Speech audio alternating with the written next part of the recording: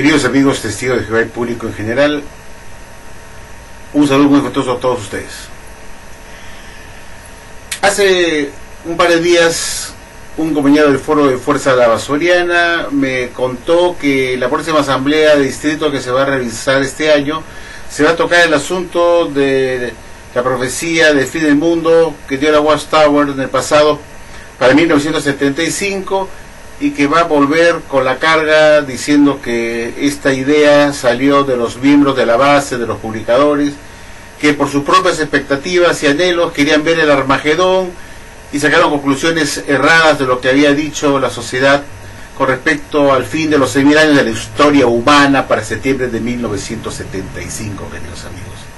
Pero esto fue una realidad. La Watchtower profetizó el fin del mundo para 1975, que el séptimo día de 1000 años comenzaría en el otoño de 1975 y que duraría hasta el otoño del año 2975, que era el milenio. Y para entrar el milenio obviamente tenía que haber ya terminado el Armagedón. Entonces, esta fecha del fin del mundo salió de la cúpula de la Watchtower, del señor Fred Franz, que en ese momento era el teólogo iluminado, el oráculo, él era el hombre que estaba comunicándose con Jesucristo directamente, y él creó su propia cronología bíblica que lo llevó al año de 1975 como la fecha del fin de los 6.000 años, o del sexto día de 1000 años de la creación del hombre, que fue creado en el 4026 antes de la era cristiana, según su cronología, y que culminaría en el otoño de 1975. Eran 6 periodos de 1000 años que culminarían en el otoño de 1975 con el Armagedón, y luego se entraría al séptimo día de 1000 años para entrar al milenio, supuestamente un paraíso restaurado, como decía en la Watchtower. Obviamente esto fue un fiasco, un desliz de la Watchtower que llevó que muchos testigos de Jehová abandonaron la sociedad Watchtower después de 1975, se fueran de la sociedad para siempre.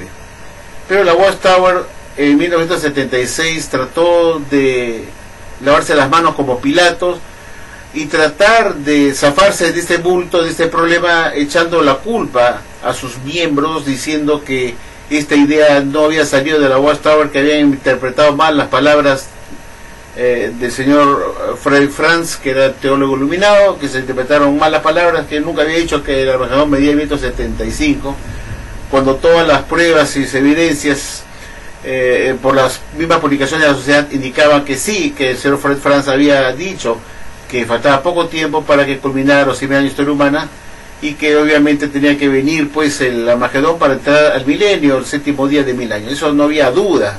Pero él trató de alguna manera zafarse del problema, diciendo que no había dicho específicamente que el fin del mundo medía 1975, sino que era una probabilidad y no una posibilidad.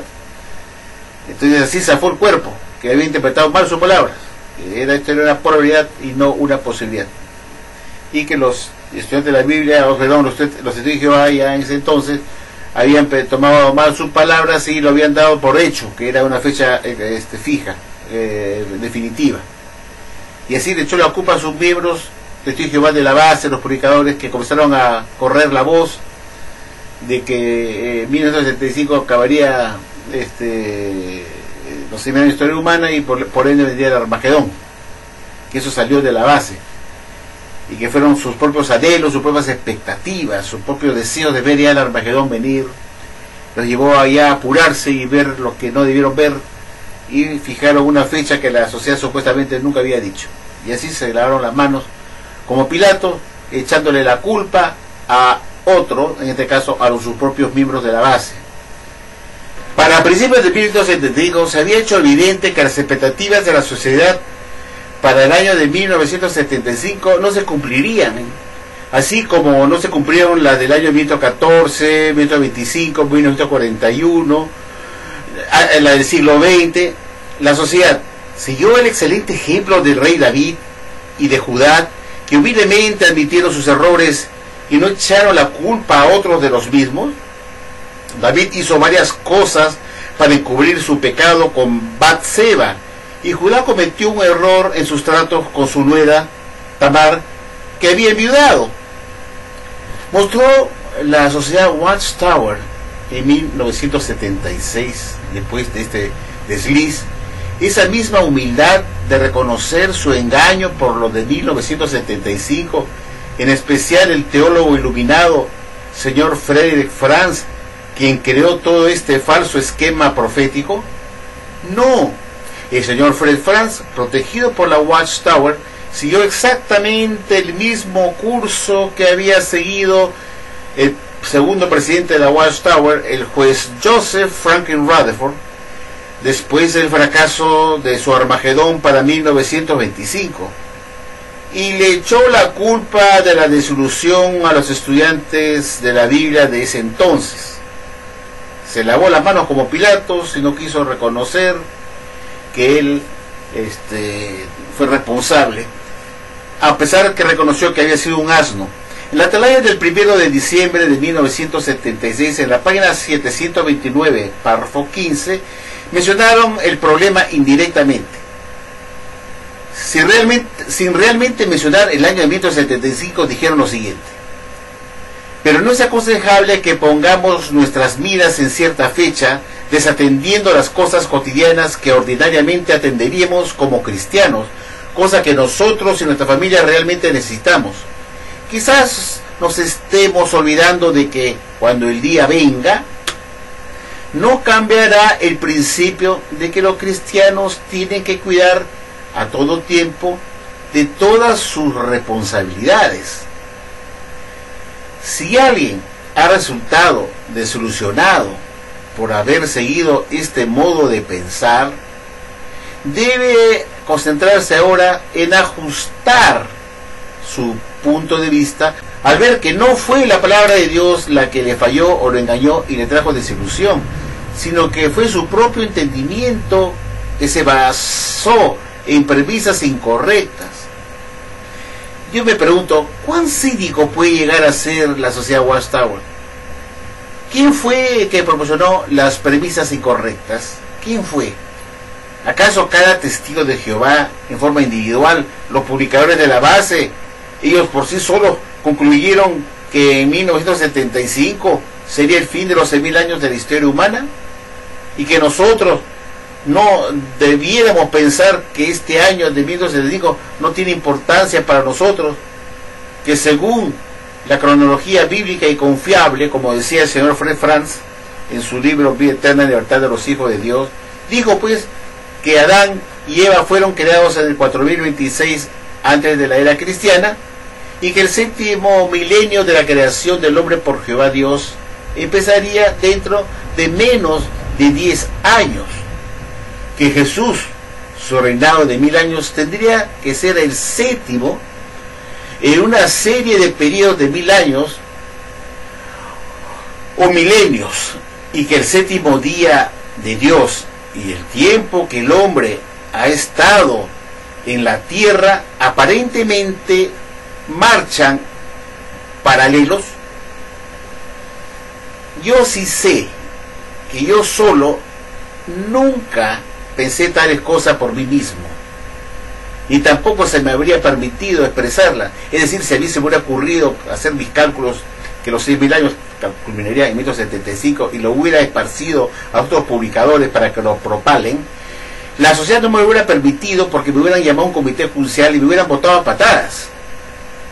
No se me habría permitido expresarlas o actuar sobre ellos, sobre los más hermanos, si yo lo hubiese hecho. Para 1979 se hizo evidente que el fracaso del año de 1975 había producido un hueco serio en la calidad de la Watchtower. Y ahora aún, los años de 1977 y 1978 mostraron una merma, un deterioro, un decremento en el número mundial de publicadores por primera vez en décadas. Así que para principios del 1980, la sociedad Watchtower finalmente tuvo que admitir que había estado equivocada, que había tenido alguna parte que ver, por lo menos construyendo las esperanzas falsas para el 1975. Solamente admitió que tuvo algo que ver, ya construyendo esperanzas falsas para ese año. Y en la Atalaya de fecha 15 de agosto de 1980, en el artículo titulado Escogiendo el mejor modo de vivir, en las páginas 17 y 18, párrafos 5 y 6, contiene reconocimientos de que la sociedad engañó a las personas por su promoción de la fecha de 1975. El que aceptaran esto fue algo sorprendente. Yo recuerdo mi propia reacción al leerlo cuando salió por primera vez, porque yo vivía en esa época y tenía 30 años, que salió más de 4 años después del fracaso y la predicción de 1975. Yo tenía 29 y 30 años en esa época. Esto hizo que ya era inexcusable. No se podía excusar a la Watchtower porque ya estaba reconociendo su responsabilidad. El artículo en mención dice: en tiempos modernos, ese intenso anhelo encomiable en sí mismo ha conducido a intentos de fijar fechas para el momento deseado en que a personas de toda la tierra se les librará del sufrimiento y las dificultades que experimentan. Con la publicación del libro Vida Eterna en Libertad de los Hijos de Dios y sus comentarios en cuanto a lo apropiado que sería que el reino milenario de Cristo concurriera con el 7º milenio de la existencia del hombre, surgió una considerable expectación respecto al año 1975. Fue la misma sociedad Watchtower que creó esa expectación, entonces, como podemos ver acá. En ese entonces y después de eso, se hicieron declaraciones que recalcaban que esto solo era una posibilidad. Sin embargo, y desafortunadamente, junto con tal información de índole preventiva, se publicaron otras declaraciones que implicaban que más que una simple posibilidad, el que para aquel año llegara aquella realización de las esperanzas para el 1975 con un Armagedón, era una probabilidad y no una posibilidad. Es de lamentarse el hecho de que aparentemente aquellas últimas declaraciones eclipsaron las declaraciones de índole preventiva y contribuyeron a edificar la expectación que ya se había iniciado. En su número del 1 de diciembre de 1976, la revista Atalaya, comentando sobre lo poco aconsejable de fijar nuestras expectativas en alguna fecha específica, declaró lo siguiente: si alguien, así en general, si alguien, refiriéndose pues a los mismos testigos de Jehová, si alguien ha resultado desilusionado por no haber seguido este modo de pensar, debe concentrarse ahora en ajustar su punto de vista. Imagínense lo que dice, ajustar su punto de vista, como si hubiera sido un punto de vista de los miembros del movimiento 75. Al ver que no fue la palabra de Dios la que le falló a él, o lo engañó y le trajo desilusión, sino que fue su propio entendimiento, que se basaron en premisas incorrectas. Entonces aquí la Watchtower le trasladó el problema pues a los miembros, que fueron sus propias malos entendimientos, sus propias premisas incorrectas que le trajeron desilusión. Y cuando la Watchtower dice alguien se haya resultado herido, la tarea incluyó a todos los testigos de Jehová desilusionados de la Watchtower, y por lo tanto incluyó a las personas que tuvieron que ver con la publicación de la información que contribuyó a edificar esperanzas que giraron en torno a aquella fecha. Tomen en cuenta pues que incluso con esta admisión por parte de la Watchtower se sepulta en un artículo sobre otra cosa titulado Escogiendo el mejor modo de vivir. Este no admite cándidamente que la sociedad tuvo parte de la responsabilidad por lo que pasó. Más bien usa un tono pasivo para desviar la responsabilidad hacia el espacio exterior, fuera de la sociedad, y esto es de lamentarse que estas cosas pasaran. De nuevo, cuán cínico en cuanto al hecho que las declaraciones de urgencia opacaron las que eran cautelosas. ¿Esas no eran las intenciones desde el mismo principio, acaso? Entonces, ¿por qué a tal información se le dio tanto énfasis? En tal caso, ¿qué otro resultado posiblemente podría esperarse, especialmente cuando la sociedad ha publicado muchas declaraciones, queridos amigos, de cómo esperaban que el testigo de Jehová vea lo que ellos publican. Por ejemplo, agradecemos el excelente consejo que Jehová nos ha proporcionado mediante su organización, así lo dice, visible. Se dedica a vivir una vida normal, sana, dando de uno mismo a favor de otros y mostrando respeto por el consejo que suministra la clase del esclavo fiel y discreto de cristianos ungidos, a quien el amo Jesús ha nombrado para suministrar el alimento a su debido tiempo, el método espiritual. Entre los deberes de este resto ungido está el de recibir el alimento espiritual al debido tiempo de parte de Jesucristo y pasarlo a todos los siervos terrestres de Jehová. Qué vital es que todo miembro de la familia de Dios se someta lealmente a las enseñanzas y arreglos del gran teócrata, Jehová, y su Hijo Rey, Cristo Jesús, según se transmiten mediante el esclavo fiel en la tierra. Reconoció cándidamente tener un poco de responsabilidad por las esperanzas que levantó por las predicciones del año de 1975, pero no lo hizo al público en general. En el anuario de los testigos de Jehová para 1980, en las páginas 30 al 31, menciona una charla en la convención del año de 1979, llamada por el mismo título del artículo de la atalaya anterior, escogiendo el mejor modo de vivir. La charla dice lo siguiente: reconoció la responsabilidad de la sociedad por parte de la desilusión que sintieron algunos respecto a 1975.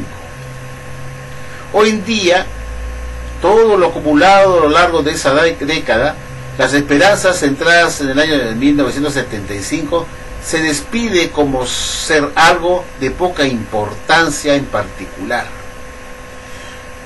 Muchas personas de hoy en día no tienen idea de lo que significó como desilusión para los testigos de Jehová de ese entonces, de ese engaño, porque cifraron sus expectativas en esa fecha, y muchos testigos de Jehová vendieron sus casas y dejaron sus trabajos seglares por el poco tiempo que quedaba para el fin del mundo, para vivir del producto de la venta de su casa.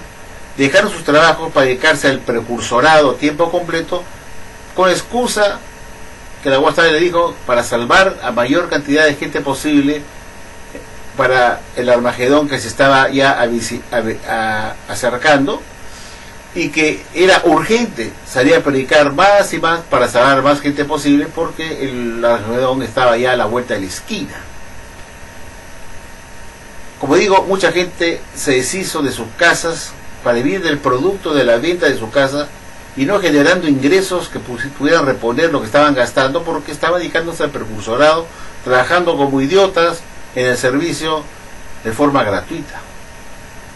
Y la sociedad Watchtower, cuando esta gente se quedó en la calle, en la desesperación, sin casa y sin trabajo, no hizo nada para resarcir el daño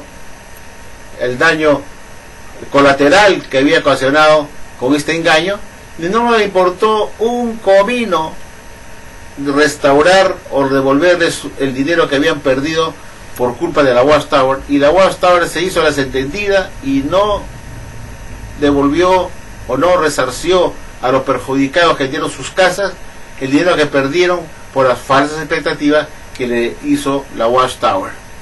Ahora, para culminar, me parece muy curioso, muy extraño, que poco tiempo después de 1980, la Watchtower publicó un artículo en la atalaya de 1983 de fecha 15 de enero, en la revista Atalaya, que muestro a continuación, donde recalca la importancia de admitir la responsabilidad de algo, de su error, la importancia de admitir el error, de la equivocación que uno pudiera cometer y no trasladárselo a otra persona cobardemente. Veamos qué tiene que decir esta atalaya de 1983 que quiero mostrárselos a ustedes, queridos amigos, a continuación. Veamos pues qué tiene que decir esta atalaya. Queridos amigos, testigos de Jehová y público en general, aquí vemos en pantalla la revista Atalaya del 15 de enero de 1983. Esta se titula Rompiendo las cadenas de la superstición. Vamos a considerar, como vemos acá en este número de la revista, en este índice, en la página 28, bajo el título ¿Por qué admitirlo cuando uno se equivoca? Repito, ¿por qué admitirlo cuando uno se equivoca? ¿Cuáles son los fundamentos para que uno admita cuando uno se equivoca? Vamos a la página 28 para leerles una porción, no todo el artículo, sino una gran parte del mismo, para saber de qué trata y qué cosas nos aconseja la Watchtower con respecto a admitir cuando uno se equivoca. Vayamos pues adelante, vayamos a la página 28. Aquí está. Veamos pues qué nos tiene que decir la sociedad Watchtower en esta revista. ¿Por qué admitirlo cuando uno se equivoca? Si ocupa una posición de superintendencia, ¿no se retrae usted de admitir ante sus subordinados que está equivocado? El tratar de justificarse parece ser parte de la naturaleza humana. Cuando éramos adolescentes, qué difícil era para nuestros padres hacernos admitir que habíamos hecho algo incorrecto y debíamos pedir perdón por ello. Después de haber crecido, quizás despleguemos una actitud similar. De modo que cierta persona tal vez trate de razonar que lo que hizo no fue realmente incorrecto, que en realidad otra persona tuvo la culpa, o que fue debido a circunstancias poco usuales. A los que ocupan posiciones de responsabilidad parece que se les hace especialmente difícil admitir que se equivocan. ¿Por qué? Sin duda en muchos casos esto se debe al orgullo.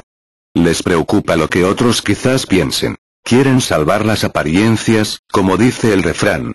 Pero en ese caso, de nuevo, el no admitir que uno se equivoca muy bien pudiera deberse a sentimientos de inseguridad.